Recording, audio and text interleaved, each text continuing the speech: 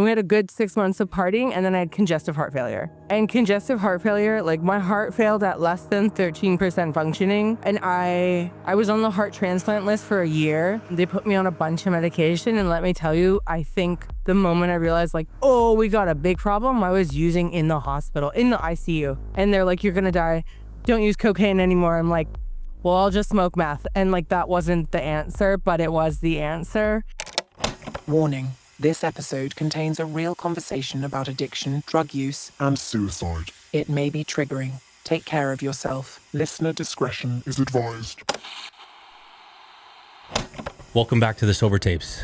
Today's episode is a really special one. Our guest Sam reached out to me wanting to share her journey, and I am so grateful that she did. Sam is on the autistic spectrum, and her story is a powerful reminder of why representation matters in addiction and recovery. Before we dive in, I just want to say, if you find value in these conversations, please like, subscribe, and share this podcast. I know it may seem small, but it helps us reach more people who need to hear that recovery is possible, no matter what life looks like right now. Because at the end of the day, there's only one goal of Sober Tapes, and that's to let people know that there is a solution and that you're not alone. Let's roll the tape. All right. So give us your name and your sobriety date if you feel comfortable doing so. Hi, I'm Sam. My most recent sobriety date is January 4th, 2022. Tell us a little bit about Sam, where you came from, where you were born, and kind of what family life looked like for you. I was born in Toronto. Like, I think family life was super cool. I have 2 younger sisters, and they're really excellent. I really liked, my parents did an excellent job raising us. I think also like outside of home life at school, like it super sucked. I got bullied a bunch, like straight up through pre-K to university. Okay. And what did drugs and alcohol look like for you in terms of your family life? Like, was there any alcoholism or drug addiction present at home? No, there wasn't. There was alcohol presence at like family gatherings. Everything was moderated really well. I think that my grandfather, who I do not talk to at all, is an alcoholic. But it was just like everything was like I was a good girl with a good family and everything was okay. Sure. So when did drugs and alcohol enter your life? When I was 19, I was going to school at U of T, and I got off the streetcar one October morning on my way to class, and I got run over by a car. And just rude, first of all. Second of all, right shortly after that, under the advisement of my doctor team, they said to stop going to school, heal up. I had a concussion and some stitches to the face. And I was like, no, I didn't work this hard to not go to school. Like, I didn't work this hard to not go to school. So I went and I failed. And then I was like, I guess I'll just be a professional partier. I'm 19. I'm going to try it. So when did drinking and using really start taking off for you? Was it at that time? It was a slow start. I mean, like, I feel like I did a good job, like weekend warrior, having a really good time. And it revved up over the course of a few years. And it really took off when I got my settlement money from my accident. A few years later. Okay. And at first, was it like fun, like as an escape? No, it was just fun. I was just having a nice time, right? Like, I had friends for the first time. That was super cool. I loved that. I was able to dance and not feel judgment of like the way that I was moving around. And I felt a lot, like I felt alive. I felt free, and I felt like I could be me and also have friends and be me. And that was nice. Absolutely. And when did you feel like it started to become a problem? Like when it was out of control? Ooh, that's a really good question. I think at some point I did go back to school, and I hit a wall after a year of studying. I was at Dow, so the East Coast. I hit a wall of like depression. And at that point, the therapist I was working with was like, okay, like we just need to get you outside. So I was like, okay, well, I smoke cigarettes. Okay, great. So go outside, smoke a cigarette, and do whatever. And I was like, okay, well, I'll just use the same principle and apply it to drugs. And I started using every day, and I knew that was an issue and I wasn't willing to do anything about it. So it was at this point. So give me a timeline of like when you started drinking and drugging and partying and like when it became a problem. Like what kind of timeline did So I started partying in 2009 and I was using every day. Like alcohol wasn't ever my issue. It was like drugs. Alcohol was just an accessory. It's like, okay, I have a drinker in the throat over my shoulder. Ha. But drugs were an issue and I was using them every day in 2014. Okay, so that's a 5-year span that you Yeah. had there. Okay. And how did like addiction and alcoholism, how did that affect your daily life, like your work or family relationships or friendships and things like that? My family relationships were very strained, but my work relationships, I just tailored my schedule, where I was working, what I was doing, and how I was doing it to accommodate my using schedule. So if school was in the way, which it was, I dropped out of school. I moved back to Toronto. I became a full-time like call girl, and then just like because I had unlimited access to funds, I had unlimited everything is deliverable. So everything was on my schedule. If the girls I were hanging out with weren't suiting the way that I was partying, then I just found new friends to hang out with. Everything was like on my terms. And so at that time, kind of what lies were you telling yourself to keep going? Like, because I guess at some point you realized what you were doing wasn't like It wasn't good. sustainable, Yeah. but I don't think I was lying to myself. I was like, well, I've had a good run.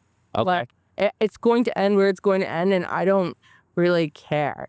I lost the willingness to like put effort into myself. It was just kind of like I'll land where I land. Sure. And did anyone ever call you out? Like, did any of your friends or family say like, hey, you know, Sam, you got to really lighten up on the partying? Or My family were constantly advocating for me. I wasn't willing to hear them out yet. I was like, no, I'm not done. I think, and I really just like, I was going so fast and throwing people out of my life so quickly that it didn't matter if they said anything, I was already gone. was there like a moment in there somewhere that like you couldn't ignore? To the point where I really didn't care if it kept going. I was like, if I don't wake up tomorrow, okay, fine. I've had a really good run, had a good life, I've partied, I've had fun, whatever.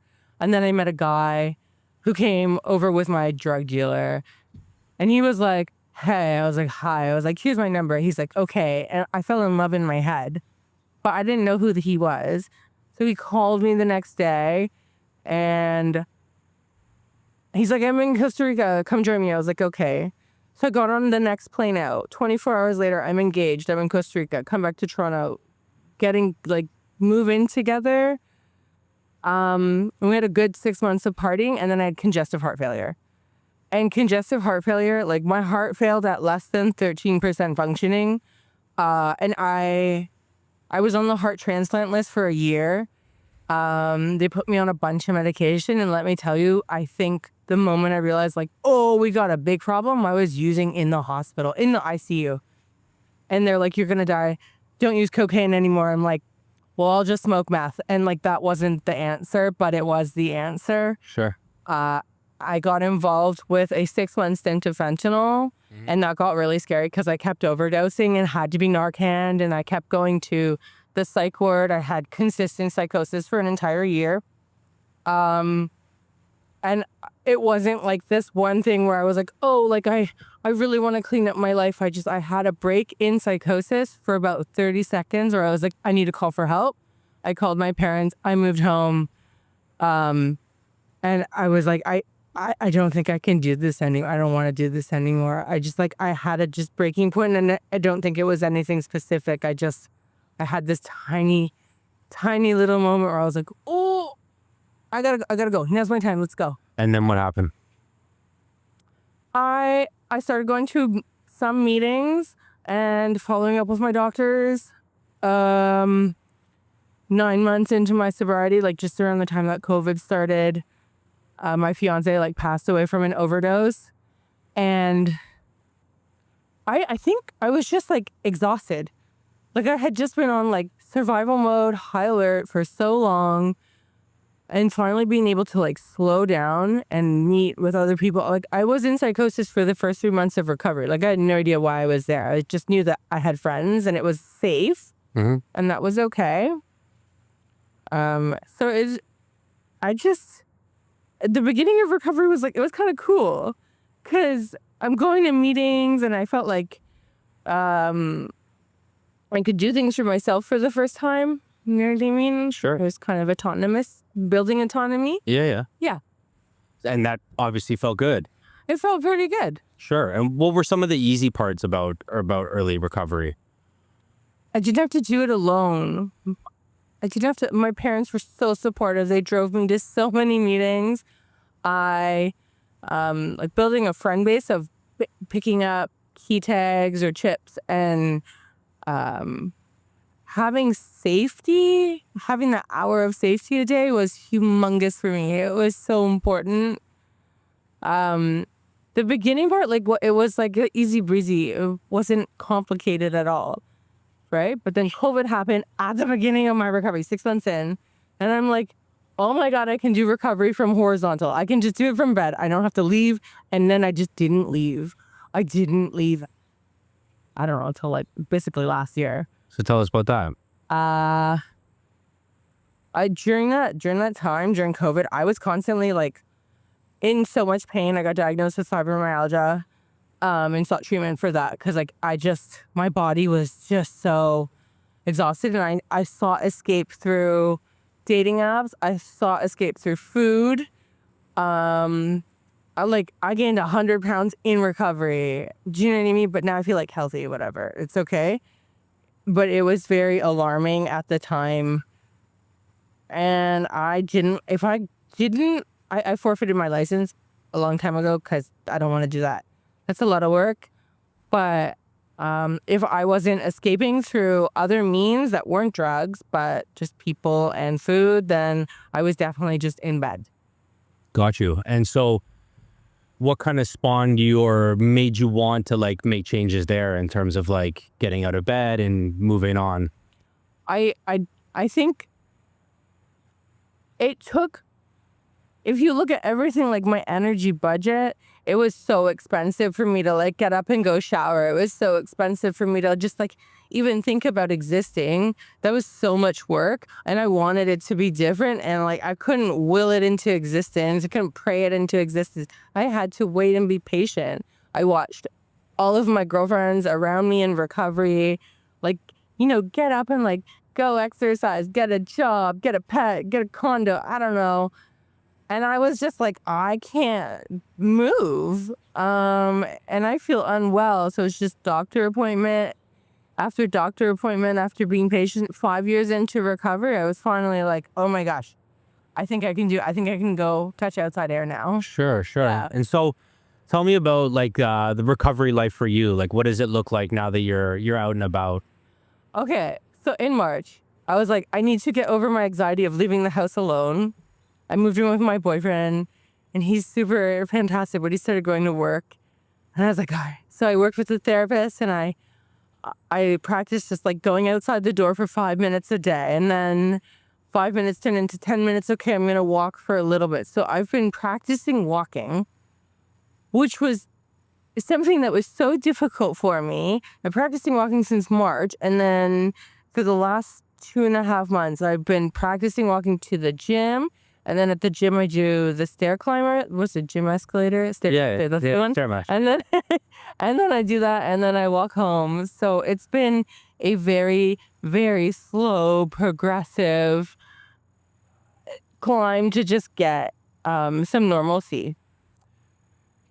Okay, and what about early sobriety was difficult? Like, what were some of the pain points in early sobriety that kind of, stuck out to you?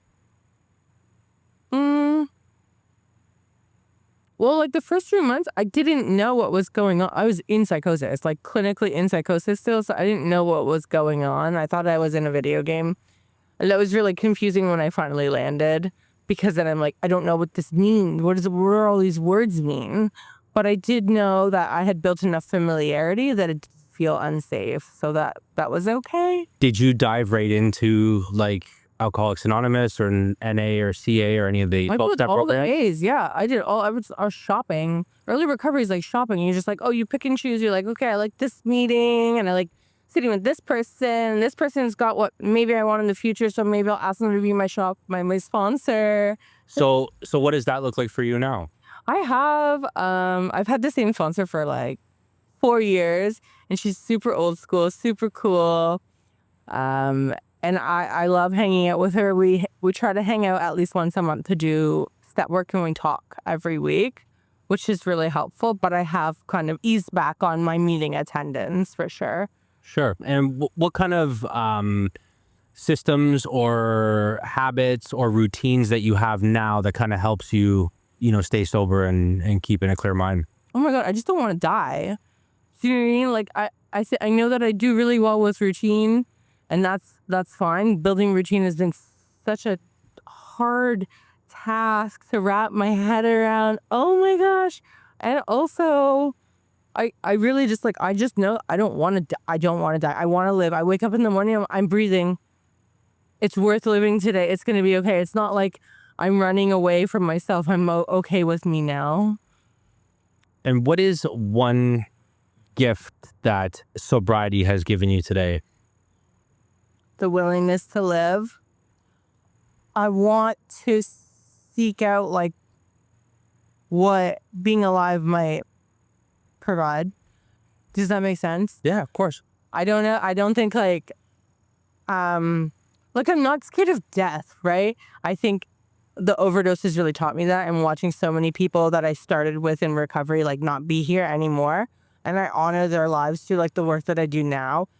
But also just the opportunity to wake up tomorrow and be like, oh, we have another day to do a thing. I think that's so cool. What is the work you do now? What does that mean? Like, I don't know, try to get it together, right? I have basic routine in my life today, and I can, like, as I'm peeling back the medical layers of all the stuff that I've been through, I'm like, oh, okay, now we got to seek out a autism diagnosis and find accommodation and learn all these things about myself. But I'm alive, so I can. So that it doesn't really matter how long it takes to get there. Like, I know that I can. Are you active in the program at all? I do service on the phone, on the AA phone lines, which is super cool, a few times a week, and I love that. So it's just like a 4-hour pocket of time where you pick up the phone remotely, like from home, and help people navigate, I guess, wherever they are, whatever questions they might have about recovery for that day. And I really like that a lot. How does that help you keep sober? Because that's the whole thing of recovery. The whole principle is like being there for another alcoholic or another person that's struggling in their recovery, or that another person in recovery. So when life gets heavy now, what stops you from picking up or using? Whoa, okay. This is a really interesting question to me, because I think that like when things get heavy, I know what to do. My whole life has been crisis. So when things are in crisis, I'm like, I got this. I know what to do. It's when things are okay. Like right now, everything is okay. I'm like, oh, I feel more at risk because my nervous system has calmed down. I'm like, oh my God. Like right now, I'm worried about maybe missing my meds in the evening, which is a big deal because now I'm not on high alert. Never mind, like, I don't feel at risk for using, but I know that if I have to be the most vigilant when things are okay. Sure. Yeah. Sure. So what does living sober mean to you, like right now, like today? How does that play out in your life right now? Living sober just means that I have choice. I have the option to anything. I have the option to choose me, to choose life, to choose the people around me, to choose the activities that I do. I can do anything I would like to do because I'm alive. I'm not using. I don't feel bound to using anymore. Sometimes I look at it like, okay, I survived, so I can share what I've learned. And I hear a lot, especially from my parents, like, if you didn't say, but you almost didn't. And it's like, but I did. We're not living in the almost didn't. I did survive. And what do I do with that now? I think it's so important to share that, because I know that like lots of people, pain is all relative, and lots of people have struggled, and I just all of that hardship and heartbreak and difficult, like literally like breaking my entire internal system, physical systems, mental and emotional. It was all worth it. It was all worth it to just like keep going and to be like, I'm here right now talking. I messaged you on Instagram. I didn't know who you were. I was like, you're doing a good thing. I want to talk about it. And I am. So what that was my next question. I'm so glad you mentioned that, because I was going to say, you reached out to me and asked to do this. And so there's something that you want to say or you want to tell people. What is that? At risk of sounding like so cheesy, but I like cheesy things. Cheesy's okay. I like cheesy. It's okay. Yeah. Like just keep going. Like it's non-linear, and it doesn't matter what pace you do it. It's just the fact that like you woke up and you're alive and you have the opportunity to do something for you. Expectations are a waste of time. Anyway. So is there like a message that you want to give to people? Is there anything that like you specifically wanted to say about your story, or a message that you wanted to give somebody maybe that's still suffering or is thinking about sobriety, sober curious? Like, is there anything you want to say to them that's listening? If you'd like to try sobriety, I mean, like, time's going to pass anyway. So it might be worth it. And if you don't like it, you don't have to stay. It's okay. What's one thing that you still wrestle with today? I'm still losing a lot of people in my life from recovery to opiates, and having been through opiates and Suboxone and Narcan, like that's really difficult still. Have you gained anyone in sobriety? You've talked about losing people. Have you gained anyone? Yeah, my whole support network right now are the people that I've gained through recovery. Like I've gained my partner, who is he's the normal, and he's so supportive and learning about all the things that makes, recovery, which is super special. And I've gained my family back, which is super special also. That's big. Thanks. Getting family back is nice. That's good. Yeah. And are there any like triggers or anything that you still deal with today? Are there any like super hard things that, come up on a daily or weekly basis that you struggle with at all? And Normalcy. Oh my God, normalcy is going to kill me. It's so challenging sometimes. I don't know what I'm doing. And I know like that makes sense. I've not learned how to just have normalcy. But then every time I have to do something as a normal, I'm like, I literally, what? It's so confusing to me. It drives me bananas. So what does a day look like in the life of sobriety for Sam today?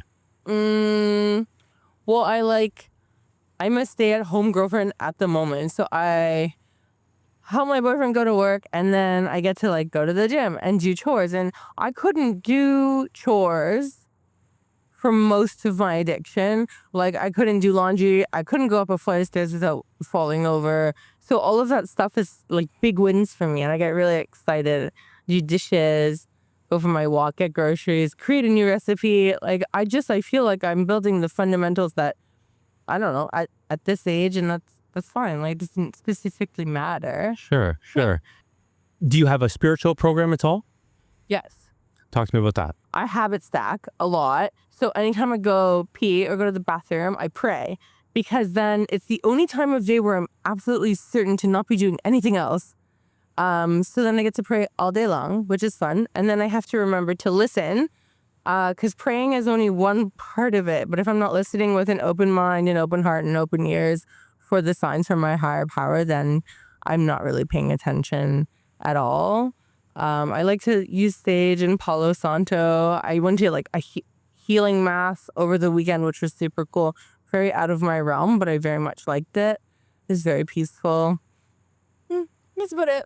Okay. And what did God and spirituality and higher power, what was that like to you before you got sober? Did you have like a relationship with God or higher power or anything like that? Yeah, it was super strong. I mean, I grew up going to church, and like church didn't really mean much to me, but I did like being in that space because it was a collective space where everyone was at peace and everyone was on the same page of why we were there.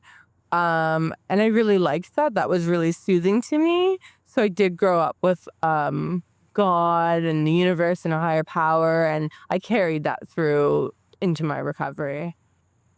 How was your definition of fun today changed from when you were in active addiction and alcoholism? Like what does fun look like to you today Oh, compared to what it looked like before? that's an interesting question. I'm not sure. I know that like in active addiction, fun was just like if I wanted to, I guess maybe it would be akin to how I feel now. It's just I would throw money at everything. That was my fun. It's like I want to go to New York. Okay, I'll throw money at an agent and we'll go. But right now, now it's like, oh, like I would like to walk to the store like we're out of milk. I'm like, oh, I can totally do that. And that's fun to me because I have the ability to do things that I've not been able to do before. Were there any moments in recovery like when you almost gave up? Yeah, totally. So after my fiance died in recovery, I was like, okay, I'm never going to use, it's going to be okay. But then a couple years later in 2022, I had laryngitis and it was COVID. No doctor would see me. I found a cough syrup bottle and I juice boxed it hardcore. And you don't do that. I was so done with just how I was like, because I felt so trapped. Sure. But other than that little stint. So when things, that are not so great happen to you now, what kind of, tools do you reach for when you have some issues that arise today? Slow down. Number one rule I have in my life is slow down. It's really just like small, little, simple things before I take any action. So if I can slow down and if I can change the elevation, so if I'm sitting, I have to stand. If I stand, I have to lie down. Change the elevation, slow down, drink some water, call somebody, and then reassess. Those are good. Yeah. Those are the tools. Yeah. Who's been super instrumental in your sobriety? Like if you could give that to somebody, who would that be? My parents. Your parents. Like it's a combined.